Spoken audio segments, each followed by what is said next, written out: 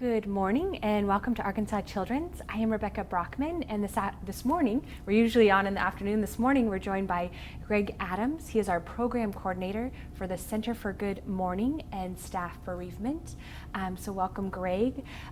September, in addition to a lot of things that we observe, is also Suicide Prevention Awareness Month, and we know that this topic is complicated, as Greg puts it, which I think is a great word, and it is sensitive, but it's something that we do want to talk about when it comes to your family, your teens, and how to detect warning signs and how to talk about suicide prevention. And the most important thing is that it is preventable.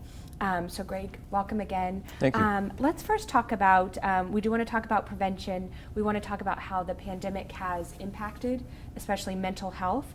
But first, if you could give maybe some stats when it comes to suicide and youth suicide here in Arkansas and nationally.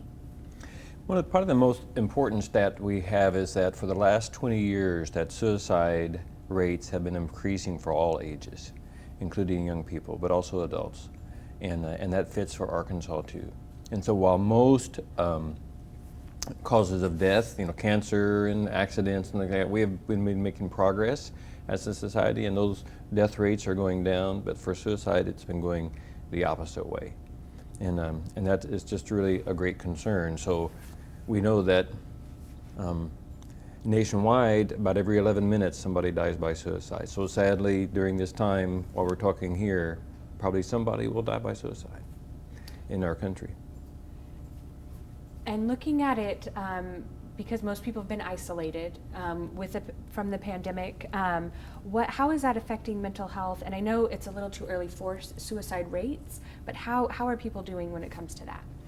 So what we know so far, there have been some research that shows that during the pandemic, because of all the different stresses, financial stresses, isolation, worry and concern about jobs and health and loss of life, that there has been an increase in anxiety and depression, and also an increase in suicidal thoughts or ideation. We don't know yet, and we won't know for a while, if there's really been an increase in deaths by suicide, but we know that the risks have gone up.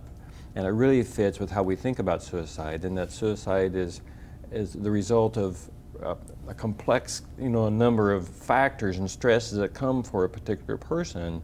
It's never just one thing, but it's all these different things that come for a particular person that come together and make them be in a place where they feel so helpless and desperate that they see no other way for any relief but to die. And so we think about the environment right now where the general stress in our society is going up. So it's a great worry that the environment and all the stresses that are there are going to put people who may have been at risk before or on the margins, at even a higher risk. And if you're just now joining us, we are talking with Greg Adams at Arkansas Children's. September is Suicide Awareness Prevention Month, and we are just talking about some of the stats, how the pandemic is impacting mental health. You mentioned families and kind of warning signs, talking to your teens. What are some things that families can do if they're watching about talking to their teens if they're feeling sad or depressed? Right. So I think that's the important part, that for parents to know is that they know their children the best. And so they know what their baseline is.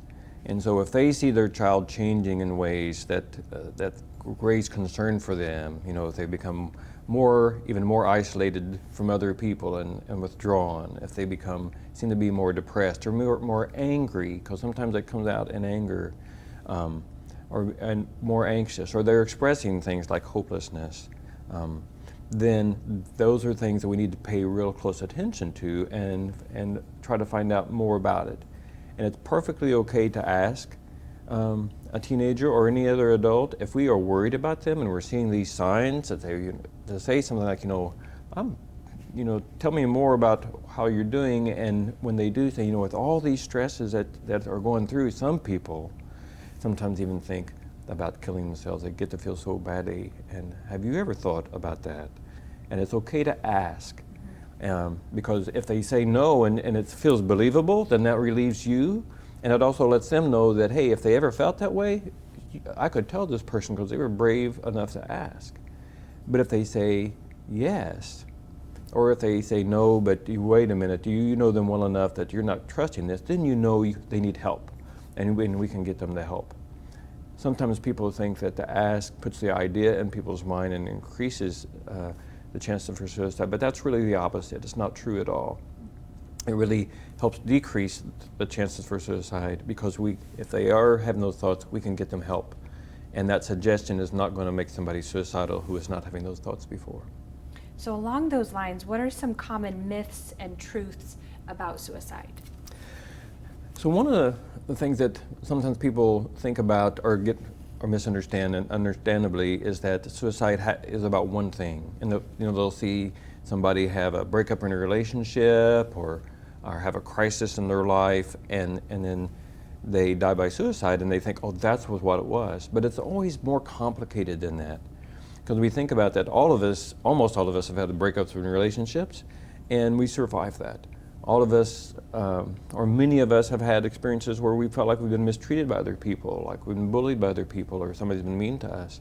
But it didn't cause us to kill ourselves. But those things can be a piece of the puzzle. So we can think about it like a perfect storm. Like here in Arkansas, we know that when the particular weather conditions come together, when the temperature changes and the moisture and the barometric pressure and things that I don't understand, but they come together in a particular way, we can get a tornado.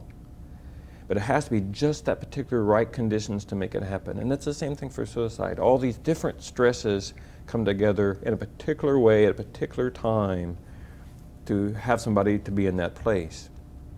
So one of the things that we know that we can do is that sometimes people think too that there's nothing we can do about it, but there is, because most people who are having these thoughts are really mixed. Part of them feels hopeless and doesn't know a way out, but part of them wants to stay alive. And because they are mixed that way, they often give out signals or signs or give hints to other people that they're having trouble. And they don't keep it totally secret. And those hints are a way that let us know that they're in trouble and are a message to say, help me. So part of them may be saying, don't help me, but another part of them is saying, help me. And we can pay attention to that. And what would some of those signs be, or some examples? Those behavior changes would be part of the biggest things. Also those statements about like, I don't think it's going to ever get better. I feel hopeless. Sometimes people just say right out, I just want to die. And so when we see those big behavior changes, or when people express that kind of hopelessness, then we want to pay real close attention to that. The other thing I think it's real important for us to think about, let me take a step back, Rebecca. One way to think about suicide is that it's a combination of three things, and that people have studied this and talked about that. One, it's pain. People feel like they have overwhelming pain, and they can't take any more. And then something else happens, and that pain goes from here to here, and now they are lost, and they feel like, I definitely can't take it anymore, and the only way because their brain is not working right at that point, the only way I can get out of this pain is to die. And then if they find the means, which is the third, then that's the deadly combination. The pain, something stirs it up, makes it worse, and then they find the means. So one of the other ways that we can help prevent suicide is we can be careful with means. So that means if we have medication, we want to secure that medication so it's locked up. If we have firearms in the house, we want to have those locked and secured so they can't get to. If we know somebody's struggling with depression, we might even decide to take those firearms out of the house for somebody's protection.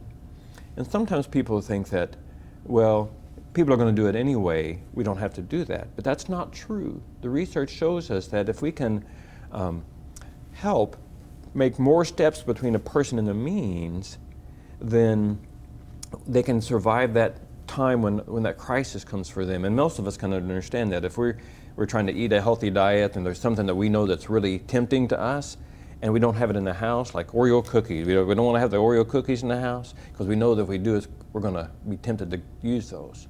Now we could still get them. We could get in a car and drive away and get them, but it's going to be harder to do that, and we're going to be less likely to do that.